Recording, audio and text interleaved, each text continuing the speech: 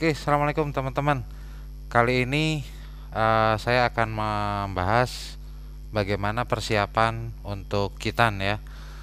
Kalau video-video saya sebelumnya itu tentang kitan. Jadi nanti silahkan lihat di video-video saya, ada kitan femosis, ada kitan laser, ada kitan manual. Nah, saat ini saya membuat video bagaimana persiapan alat-alatnya. Kalau untuk alat-alatnya sendiri teman-teman, kita tahu yang kita butuhkan klem ya. Saya butuh klem 4 biji teman-teman.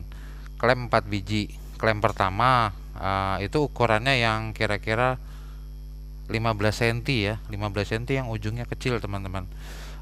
Klem saya buat 4 buah. Jadi kenapa 4 buah? Klem pertama biasanya setelah saya hekting di arah jam 12 itu saya gantung ya dengan klem pertama. Kemudian klem yang kedua ini setelah saya hekting di posisi jam 6 saya gantungkan klem. Jadi dua klem ya, jam 12 sama jam 6. Nah, sisa dua klem ini itu nanti untuk saya pakai untuk jam 9 sama jam 3. Oke. Nah, pada saat habis kita blok, kita suntik bius ya. Nah, itu klem biasanya satu klem saya untuk buka preposium.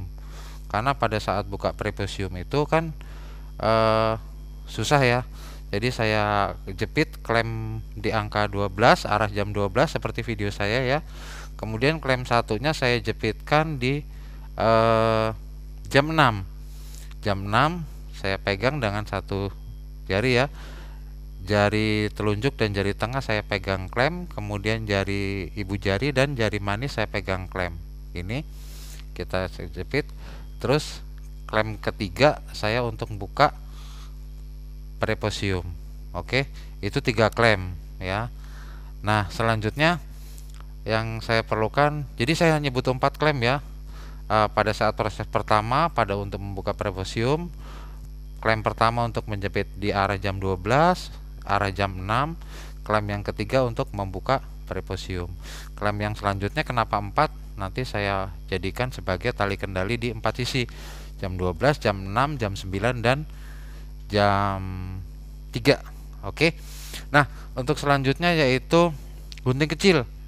Saya membutuhkan gunting yang ukuran kecil aja, itu cukup untuk menggunting benang. Kalau situasinya itu kadang saya untuk gunting preposium.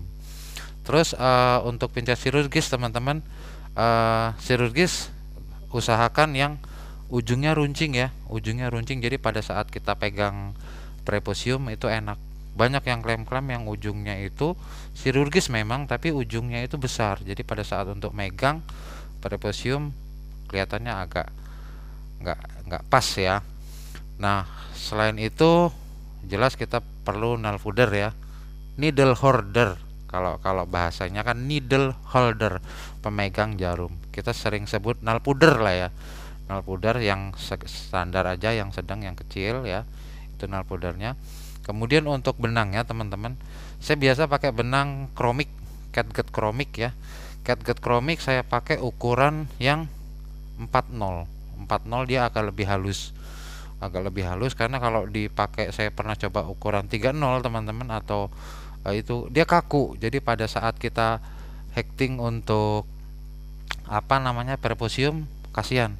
Jadi nanti pada saat puntung-puntungnya kita gunting, sisa simpulnya itu keras. Makanya saya selalu gunakan untuk benangnya 40. Dan lebih bagus lagi kalau seandainya kita punya catgut kromik yang plain catgut ya, itu lebih lembut lagi, lebih bagus. Tapi saya biasa gunakan nomor kromik 40.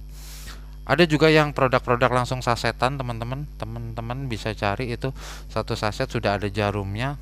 Tapi kalau pengalaman saya itu lebih kaku ya. Saya lebih biasa menggunakan yang itu nih, yang roll, catgut kromik roll. Oke, selanjutnya saya siapkan untuk peralatannya yaitu kom atau cucing, tempat betadin ya teman-teman ya, itu kecil aja cukup.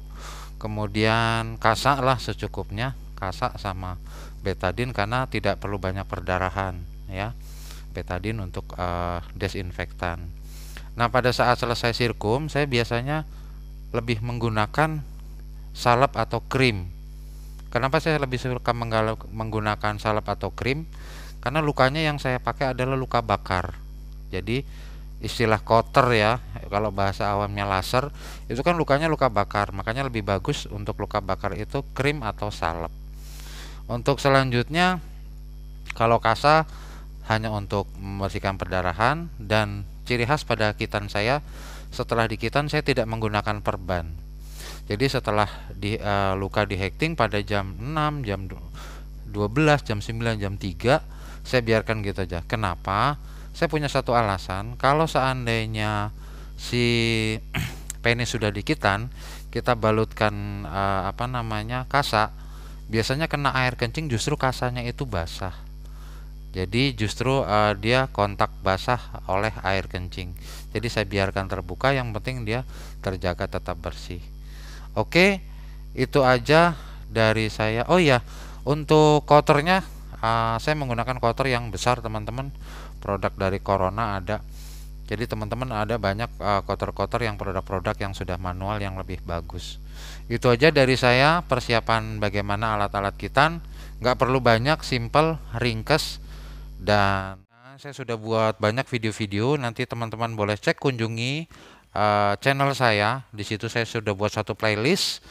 Ada kitan-kitan yang aneka ragam. Terima kasih. Jika berkenan, silahkan subscribe. Tunggu konten saya berikutnya. Wassalam.